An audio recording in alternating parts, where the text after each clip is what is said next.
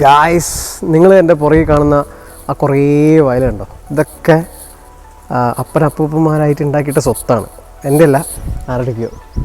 നമ്മുടെ പ്രോപ്പർട്ടി ഇതാണ്. ഈ കാണുന്നൊരു 45 സെൻറ്റ് സ്ഥലം.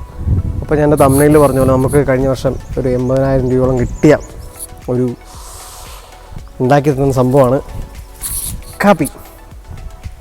കാരണം കഴിഞ്ഞ വർഷം കാപ്പിക്ക് 220 റേഞ്ചിൽ വില വന്നിരുന്നു. അതുപോലെ നമ്മുടെ വയലിലായതുകൊണ്ടും അത്യാവശ്യം നന്നായിട്ട് കാപ്പി ഉണ്ടായതുകൊണ്ടും നമുക്ക് അത്യാവശ്യം നല്ല ക്വാണ്ടിറ്റി സാധനം കിട്ടി. അത് നമ്മൾ ആ പൈസയ്ക്ക് കൊടുത്ത് ഏകദേശം 80,000 രൂപയോളം വിലയും കിട്ടി. അപ്പോൾ ഇത്തവണ നന്നായിട്ട് കാപ്പി ഉണ്ടായിട്ടുണ്ട്. കണ്ടോ, അത്യാവശ്യം നന്നായിട്ട് തന്നെ കാപ്പി ഉണ്ടായിട്ടുണ്ട്. ഇതിന് ആ കൂടെ ചെയ്യേണ്ടത് വർഷത്തിലൊരു വളം, ജൈവവളം എന്തെങ്കിലും ഇട്ട് കൊടുക്കുക. പിന്നെ ഞാനിപ്പോൾ വന്നിരിക്കുന്നത് മരുന്നടിക്കാനാണ്. കാപ്പിക്കായാലും അങ്ങനെ മരുന്നടിക്കില്ല. സംഭവം ഇതിൻ്റെ കായ് കൊഴിഞ്ഞു പോകാണ്ടിരിക്കാൻ വേണ്ടിയിട്ടുള്ളൊരു മരുന്നുണ്ട്. അത് അടിക്കണം നിർബന്ധമൊന്നുമില്ല. പിന്നെ നമുക്ക് നമ്മുടെ ചെറിയൊരു ഏരിയയിലുള്ളൂ. അപ്പോൾ ഇതിൽ നിന്ന് ഉള്ളത് കളയേണ്ടെന്ന് വെച്ചിട്ട് മരുന്നടിച്ചിടാന്ന് വെച്ചു. ഈ മരുന്നിന് വലിയ വിലയൊന്നുമില്ല. അത് ചുമ്മാ വെള്ളത്തിൽ കലക്കി ഒറ്റ അടിച്ചാൽ മതി. ഈ ഒരു പൊടിയാണ് കേട്ടോ അടിക്കുന്നത്. എന്താ ബെൻഫിൽ, അത് കുറച്ചിടുക.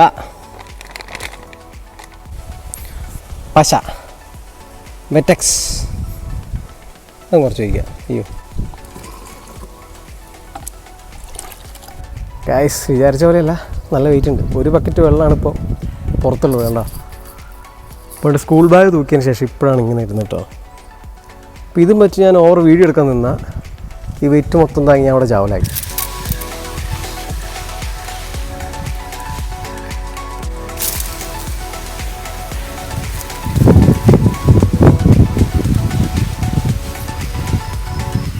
അങ്ങനെ ഒരു ബക്കറ്റ് വെള്ളം കൊണ്ട് നമ്മൾ ഒരു സൈഡ് മൊത്തം അടിച്ചു കഴിഞ്ഞു. ഇനി ഈ ഒരു ഏരിയ അടിക്കാനുണ്ട്. ഈ ഒരു ഏരിയ അങ്ങനെ ഇന്നത്തെ ഡ്യൂട്ടി കഴിഞ്ഞു. മരുന്നെല്ലാം അടിച്ചു. ഇനി ഒരു കൊല നിൽപ്പുണ്ട്, കാണിച്ചു തരാം. ശോടാ പാവം, കണ്ടോ ഒടിഞ്ഞ് തൂങ്ങി നിൽക്കുന്നുണ്ടോ. ഇവരെ ഞാൻ കൊത്തി നേരെ വീട്ടിലേക്ക് വാങ്ങിച്ചു. അപ്പോൾ നെക്സ്റ്റ് വീഡിയോയിൽ കാണാം. ഈ കൊലക്കേസ് ഒന്ന് ഡീലാകട്ടെ കേട്ടോ.